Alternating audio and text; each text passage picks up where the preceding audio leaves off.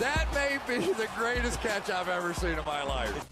Okay, I know this is always one of our most hated videos, but I honestly think it's probably one of our most important. And this is for us to go back and look at some players that maybe their fantasy points at the end of the week, they don't necessarily line up for the projections going forward, or the opportunity really doesn't show that they're going to be consistent options and we should be going through and looking to sell. So we're going to have 5 guys that I think that you really need to be looking to possibly put on the trade block if you have them on your teams. And we actually have a couple extra players we added on the end just because we had to get them in there. I think they're too clear of sell highs. So make sure you stick to the end of the video. But before we get into these players, you know exactly what we have to do. We have to give away some Fantasy Flock Network hats. We're giving away multiple hats every single day for random comments left down there in the comment section, as well as people who signed up to Underdog Fantasy with promo code FLOCK.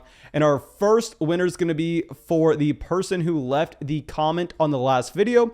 And this is Luke Walton, who says, I need Devontae Adams and TJ Hawkinson to combine for at least 30 points tonight and a hat as well. Cheers, homie. Okay, man, thank you so much for supporting the channel. I got you. And of course, you know, Devontae Adams dropping 30 points on his own. Just make sure you go to the description of the video, send me that email, and let me know your address. That way I can send that hat to you ASAP. And then our other winners for someone who signed up for Underdog Fantasy with promo code FLOCK. When you sign up for Underdog Fantasy with promo code FLOCK and make that $10 deposit, you support this channel more than you would ever believe. You also get the max deposit bonus added to your account, and you also get to get in some drafts with me this season. Even though the season's already started, they do weekly drafts we're going to be doing on the live stream to go along with this. I mean, they also have player props, a ton of exciting things there. Make sure you support the channel. Use promo code FLOCK, and you get daily entries to win these Fantasy Flock Network hats. We're giving away like 5 of these a day. And then Cody Dietz coming out. Well, of course, we're cutting that email off, so y'all don't email him, but please make sure you send me that message with your address so I can get you your hat ASAP. Thank you for supporting the channel.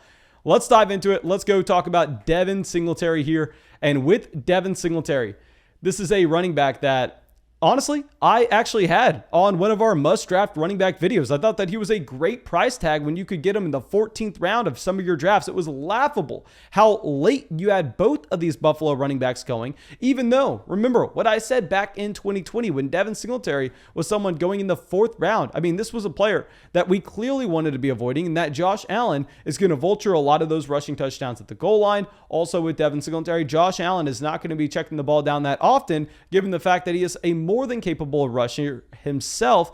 And also, I mean, Zach Moss splitting this backfield alongside Devin Singletary. And now I will admit that over there on Underdog Fantasy, we made some pretty aggressive bets on the overall under for the Devin Singletary total yards this past week, which they were at like 69.5. I thought that was a very safe mark, but no.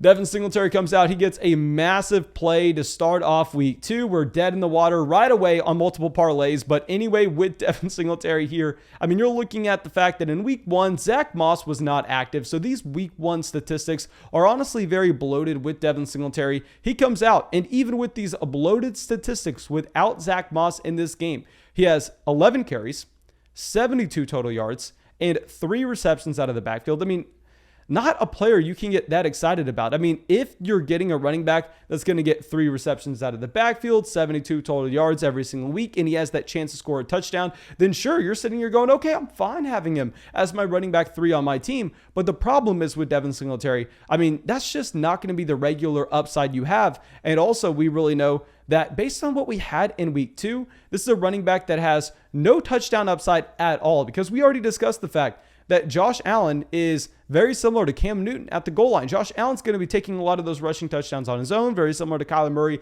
in Arizona. Yet in week 2, Josh Allen didn't vulture those rushing touchdowns away from the running back position. You actually had 3 rushing touchdowns going to Buffalo running backs, and you would assume that meant a massive day for starting running back in Devin Singletary.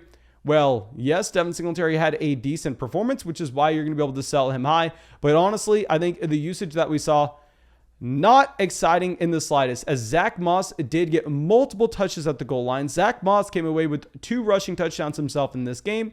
The one that Devin Singletary had, it was from pretty far out in a big boom play, which of course is exciting for anybody who started Devin Singletary, but that's not something that you can be relying on very often. And we also have to remember that Zach Moss was inactive week 1 because they were a little bit worried about re-aggravating his injury. They just wanted to make sure that Zach Moss was going to be healthy. So Zach Moss continuing to work his way back from that injury. I think it's going to continue to improve his overall role in this offense. So Devin Singletary, we've already seen the upside that he has if Zach Moss misses, and he's going to be a mid to high end running back 2 if Zach Moss is out, which is great. And that's why I was telling y'all to be drafting him in the very end of your drafts this season, because at the end of the day, he is a running back that's pretty young, has some juice, can't catch the ball, and he's playing on an elite offense. So those are boxes you like to see. Of course, there are some positives with Devin Singletary, and that's why I was advocating for you to draft him at the very end. But I mean, the negatives outweigh the positives. That's going back to why he was such a late draft pick in 2021. So based on a lot of people now thinking that they drafted a starting running back with Devin Singletary going forward, no, Devin Singletary is right back to that range where he's essentially a handcuff running back. Yes, if things get very gross during the bye weeks, if you have a couple of injuries, then you could go through and play Devin Singletary at running back 2. But with Zach Moss coming back, you're not going to be wanting to play Devin Singletary. Just go look to sell. Go try to package him together with one of your wide receivers to get an upgrade. And now, something that we talk about all the time on this channel is understanding how the fantasy football marketplace is going to change if a player has a blow-up performance on Sunday at 12 p.m. I mean, when there are 7 games on, not many people are going to be paying attention. Whereas if it happens on Thursday night, happens on Sunday night, it happens on Monday night, and it's in that primetime game, everybody's going to be overreacting dramatically. Everybody's going to be watching that game. Now, hear me out on this one. Terry McLaurin, we are going to have him as a sell high. And I'll be the first person to admit, I told y'all not to be drafting Terry McLaurin in your fantasy drafts this year. We said we preferred Keenan Allen. We preferred CeeDee Lamb. We preferred Allen Robinson. That doesn't look that good right now. And we preferred Chris Godwin. 3 out of those 4 wide receivers, I still would rather have over Terry McLaurin. I think that if you took McLaurin in the middle of the 3rd, you're still very happy with that investment based on the fact that it looks like all of those 3rd round wide receivers, and we wanted as many of them as we could get, they look like they are all breaking out to an extreme level. Now, with Terry McLaurin, there are a couple things that I want to discuss here based on his blow-up performance on Thursday night. So yes, Taylor Heinicke, he looked good. I mean, he looked like a good NFL quarterback. He looked good in that one game against Tampa in the playoffs. He looked good in week 1. I don't want to say good. He looked decent in week 1 against the Los Angeles Chargers.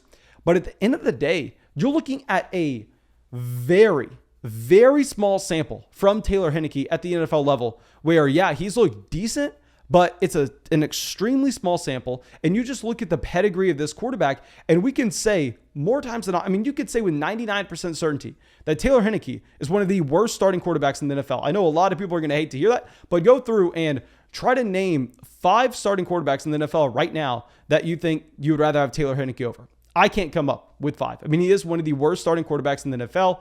Go along with this, one reason that I wanted to be drafting Chris Godwin, one reason that I wanted to be drafting Keenan Allen, CeeDee Lamb, all over Terry McLaurin is the slight concern that you were going to have if Curtis Samuel came into this offense and he was able to just have a higher target share. Now, of course, I mean, anybody drafted Curtis Samuel, anybody relying on Curtis Samuel, they got extremely unlucky. Curtis Samuel, the first day back at practice, re-aggravates his groin injury and he goes on the short-term IR. But we know eventually Curtis Samuel is going to be coming back into this situation. So with Terry McLaurin coming off a massive performance, I mean, from a usage standpoint, in week 2, Terry McLaurin had exactly what you wanted to see. He comes out 14 targets, 11 receptions, 107 receiving yards, and a touchdown to go along with it. And of course, Terry McLaurin looks like a bona fide stud going out there and doing this. I mean, you're never going to argue against the talent level with Terry McLaurin. Everybody's always known that he was a stud. My argument is that I thought that Ryan Fitzmagic was at a higher risk for injury based on his age, based on his recent history through a 5-year sample, and also that the overall quarterback situation wasn't as appealing as we once thought, and also there was going to be slightly more target competition than people were giving it credit for. That was my argument against Terry McLaurin. It never had anything to do with the talent level of the player. Of course, he's a bona fide stud. Now, I will say the reason we're including him on this list is I think there are some other players we could go out and we could look to trade him for that I would prefer. Going to a wide receiver that was going in the second round, a full round ahead of Terry McLaurin, and that I was drafting in the middle of the second round, I still stand by this call 2 weeks in. I still think it's where you want to go. I am perfectly fine going and trading him for DK Metcalf. DK Metcalf, I mean, a wide receiver that was in that 2019 class, also a stud wide receiver in his own right. The difference is he is attached to an elite quarterback with the efficiency of the offense in Russell Wilson. Would love DK Metcalf over Terry McLaurin. And another wide receiver in that same 2019 NFL draft class that I would prefer, that I think you could trade Terry McLaurin for right now, would be A.J. Brown. Now, we actually just discussed A.J. Brown in our buy low video. I would definitely go check that one out because I think we have a ton of great statistics there about A.J. Brown. But yeah, because I think now with Terry McLaurin that you can make the strong pivot over and get one of those other two wide receivers, I think that's definitely going to be something that we're looking to do, even though McLaurin's a stud. I mean, you're not selling Terry McLaurin and you're not going out there and buying Clyde Edwards-Helaire. That's not happening. But if you can go and trade him for one of those stud wide receivers, I think I would. And now our next player is going to be Brandon Cooks. Now, going back to what we were talking about on, for whatever reason, these primetime games affecting fantasy football value to an unreal extent. Right now, you have Brandon Cooks slated to go up against the Carolina Panthers on Thursday night with no Tyrod Taylor. And I hate to come out here and say this, but my God, Tyrod Taylor, through, I would say, about 6 quarters of football, looked like a very good NFL quarterback in 2022. He suffers the hamstring injury. So all of a sudden, Davis Mills. And I know that not everybody watching this video had a chance to read our Dynasty Rookie Draft Guide. Of course, we discussed Davis Mills at depth there, but this is a quarterback that you want nothing to do with. We are going to be looking to avoid this Houston Texans situation like we have said time and time again. Now, from an opportunity standpoint, Brandon Cooks had exactly what you wanted to see in both week 1 and week 2. And as I go through and talk about this, you know, we actually did over 200 drafts on Underdog Fantasy. So I don't want to come across as some massive Brandon Cooks hater. Let me pull up and figure out exactly how many leagues I drafted Brandon Cooks in, because I've drafted him a ton myself. But you're looking at week 1 where he comes away with over 130 receiving yards. You're looking at week 2 where he had 14 targets, 9 receptions, and 78 receiving yards. And I promise you, this is not going to keep happening. You are going to see some significant regression for this Houston Texans and Brandon Cooks in particular. This entire situation is about to get worse. And just so I can show y'all that I love Brandon Cooks, yeah, we drafted him in a little over 13% of our drafts coming into the year. So you look at a baseline rate of 8.2%. We were above average on Brandon Cooks. Really like getting him with what value he had in fantasy drafts this season. Now, I will say that I think you're going to see this offense crater against a very good defense. Let's go back and let's look at what Carolina has been able to do so far. Carolina has looked like a fantastic football team in 2021. Their defense just shut down Jameis Winston and the New Orleans Saints, and they really allowed nothing to get going for that offense. I think Davis Mills and the Houston Texans are going to have almost an impossible time moving the ball down the field. I think that we don't necessarily know exactly when we're getting Tyrod Taylor back. I think that Brandon Cooks is always at a higher risk for injury based on the profile of a wide receiver he is, as well as his concussion history. So Brandon Cooks, probably a good player to go look to sell right now. Now our next player, I mean, I should have pulled that Underdog Fantasy window back up because we have him in a ton of leagues as well. So I don't want to come across as a hater, but Sterling Shepard.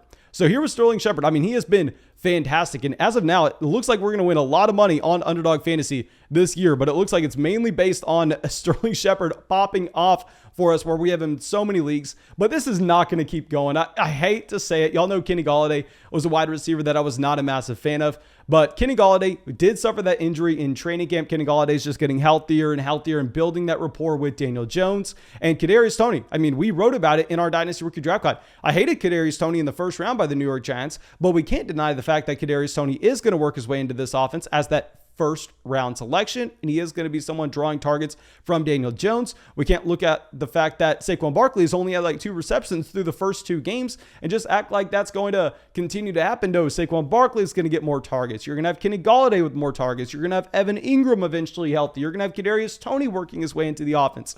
So even though Sterling Shepard has come away from week 1 with 7 receptions, 113 yards, a touchdown off of 9 targets, and then week 2, he gets 10 targets again, 9 receptions, 94 yards. It's been fantastic for anybody who's drafted Sterling Shepard. But It's not going to continue to happen. I promise you. I mean, Daniel Jones is going to regress, and all those other options in this offense, they're going to expand their own market shares. So I think that we are probably looking to sell Sterling Shepard before that happens. I think now is the perfect time to sell Sterling Shepard, especially when he had that game on Thursday night. So a lot of people saw exactly how talented Sterling Shepard is. Now, our next player, this is someone that I had a hard time putting on this list, but I think that we can construct a trade. So hear me out on this. I think we can construct a trade that makes a lot of sense. Rob Gronkowski. And when we're trading away Rob Gronkowski, the reason that I am putting him on this list is you more than likely drafted him as your tight end 2 on your roster. I have answered a significant amount of questions. I mean, my little brother was asking me this question earlier yesterday. Oh, what do I do? I drafted Travis Kelce and Rob Gronkowski. Who do I put Gronk in the flex?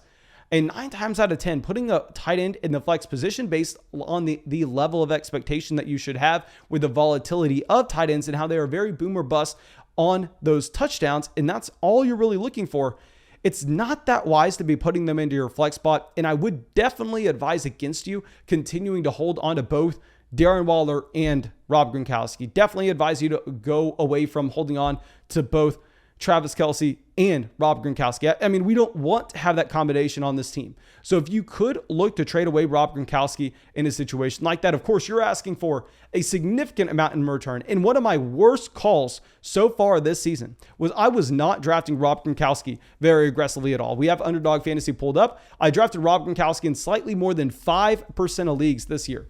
5% of leagues is like very low compared to the baseline level of expectation that you should have at about 8.3% of leagues. So it sucks that I'm missing out on a lot of money by not drafting Rob Gronkowski. But I think if I was in the situation where we grab Kelce and Waller and we still have Gronk, you're looking to sell. You're looking to bring in a high-level wide receiver that you can be putting in that flex spot. Or even if you don't have Gronk on a team like that, I think we would possibly be looking to go through and try to package him and another wide receiver and go get Kelce and go get Waller, because we know Kelce and Waller, they're getting a significant amount of targets every single week. They are the bona fide studs on their offenses. I think Gronk here mainly has been driven by touchdowns. He's had 4 touchdowns through the first 2 games this year. I am going to be expecting that to definitely dip down. Now, our next player, actually, these are not going to be the top 5 options. These are going to be the honorable mentions. So you have to hear me out on them, and you have to hear the explanation and the trades that we are trying to make. But you're not just selling them no matter what. You can't sell them no matter what, just only if you can make very specific deals. Our next one's going to be Kyler Murray. And here with Kyler Murray, I actually had him ranked as our quarterback 2 coming into the year. I had him ranked before Josh Allen. So I've been very high on Kyler. But the adjustment that I think we can be making is after Kyler's coming off of a couple of performances where he's had 2 rushing touchdowns through 2 games. He's also had just a combined 9 total touchdowns through 2 games. He's looked fantastic. He threw for 400 passing yards against the Minnesota Vikings. But I do want to be pointing out the matchups that he has had. So he went up against Tennessee. Tennessee's defense, horrendous. I mean, they've allowed 30 points as well to Russell Wilson and the Seattle Seahawks. And then he also went up against Minnesota. Let's remember, I mean, Joe Burrow in this Cincinnati Bengals offense looked pretty damn good against Minnesota. So it is surprising to see that Kyler Murray just comes out and drops a bomb on them. And by that, I mean, it's not surprising. I apologize for misspeaking. But I think if we could go through and look to sell Kyler Murray and pivot over to Josh Allen right now and get a significant piece added on, that's going to be something I'm definitely looking to do. Or if we can just trade Kyler Murray straight up for Patrick Mahomes. And we're only saying this because in some of the live streams I've been in, people are going, oh, Mason, would you rather have Kyler? Would you rather have Mahomes? Some people are saying, oh, Mason, would you rather have Kyler or would you rather have AJ Brown? And I'm sitting here like, Kyler Murray, yes, he's fantastic. And we loved him in drafts this year. But you can't be putting him in the same range as those other players. And now our last player we're going to be adding on is going to be on the honorable mention list. So you can't go out there and sell him for just anything, but I want to be putting out just a small red flag in saying, go feel out the waters. If you can go and trade him maybe for a running back that you prefer, maybe someone like Alvin Kamara, I think that'd be very interesting. Let's go Nick Chubb. Now, my concern with Nick Chubb is while, yes, he looks fantastic, very similar to Terry McLaurin, you never want to hate on Nick Chubb as the talent. Nick Chubb is one of the most talented running backs in the entire NFL. The question here with Nick Chubb is this a running back that's going to get the opportunity that dictates that he needs to be a bell cow and needs to be someone in your lineup that you can expect to be a top 3 running back every week while you're, of course, starting him every week? I think that top 3 expectation just isn't realistic. In week 1, you actually had Kareem Hunt with a goal line rush and a Kareem Hunt stealing a goal line touchdown, which of course is very concerning. And in week 2, you had Kareem Hunt with 13 carries compared to Nick Chubb's 11. Now, yes, it's against the Houston Texans. Yes, that game got out of hand, but this kind of comes to illustrate the fact that this is a split backfield. Nick Chubb still has a very limited upside in the receiving game. So I want to just go through and acknowledge the fact that Kareem Hunt is stealing a decent amount of work here. So while, yes, the efficiency is ridiculous for Nick Chubb because this is an elite offensive line, as well as the fact that Nick Chubb is an elite running back in his own right, I think we could at least go put out some feelers. I still have Alvin Kamara ranked higher in our rest of season rankings. Now, thank you. I really hope y'all enjoyed this video. I really hope you got something from it. And of course, go down there, drop a like, subscribe to the channel, leave a comment with any questions you may have. And also go use promo code FLOCK on Underdog Fantasy, get additional daily entries and to win a Fantasy Flock Network hat. We're going to be doing that every single day for the rest of the season. We're going to give away 500 plus hats. So please make sure you go out there, take advantage. And yeah, that's all I got for y'all, and have a great day.